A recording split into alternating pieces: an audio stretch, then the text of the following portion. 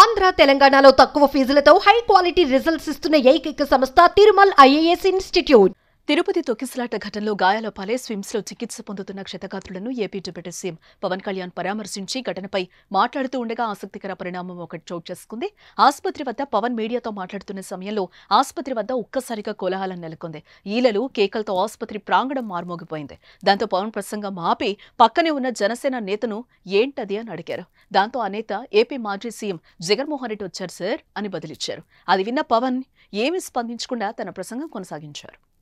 ఇక మరోపక్క స్విమ్స్ ఆసుపత్రిలో క్షతగాత్రులను పవన్ కళ్యాణ్ పరామర్శించారు. అదే సమయంలో మాజీ సీఎం వైఎస్ జగన్ ఆసుపత్రి వద్దకు చేరుకున్నారు.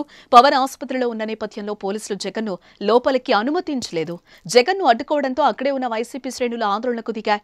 దీంతో అక్కడే ఉన్న జనసేన కార్యకర్తలు కూడా నినాదాలు చేయడంతో తిరుపతి స్విమ్స్ ఆసుపత్రి దగ్గర ఒక్కసారిగా ఉద్రిక్త వాతావరణం ఏర్పడింది. ఒక దశలో డిప్యూటీ సీఎం పవన్ వెళ్లే సమయంలో జగన్ ముందుకు రావడంతో ఆసుపత్రి ప్రాంగణం ఉద్రిక్తంగా మారింది. పోలీసులు ఇరు వర్గాలను అదుపు చేశారు. అక్కడి నుంచి జనసేన కార్యకర్తలను పంపించేశారు.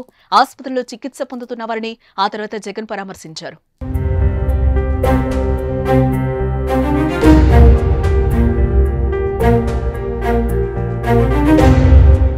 తిరుపతిలో తొక్కిసలాట ముమ్మాటికి ప్రభుత్వం చేసిన తప్పు అని మండిపడ్డారు. వైసీపీ అధికారంలో ఉన్న గత 5 ఏళ్లు గొప్పగా నిర్వహించామని తెలిపారు.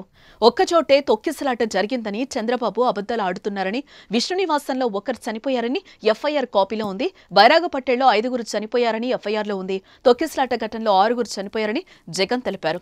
స్విమ్స్ ఆసుపత్రిలో మొత్తం 35 మంది చికిత్స పొందుతున్నారని స్పష్టం చేశారు. మొత్తం 50 నుంచి 60 మందికి గాయాలైనట్టుగా తెలుస్తోంది. ఇంత దారుణంగా వ్యవస్థ నడుపుతున్నారని మండిపడ్డారు. టీటీడీ అధికారులు గాని పోలీసులు గాని ఎవరూ పట్టించుకోలేదని జగన్ ఫైర్ అయ్యారు. 10వ తారీఖున వైకుంఠ ఏకాదశి అని అందరికీ తెలుసు. లక్షల మంది జనాభా ఇక్కడికి వస్తారు అన్న సంగతి అందరికీ తెలుసు. మరి లక్షల మంది జనాభా వస్తారు అని అందరికీ తెలిసి ఉన్నా కూడా ఎందుకు తిరుమల తిరుపతి దేవస్థానంలో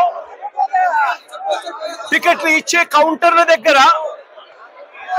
ఎందుకు మీరు సెక్యూరిటీ అరేంజ్మెంట్స్ ప్రోటోకాల్స్ పాటించలేదు అని అడుగుతా ఉన్నా.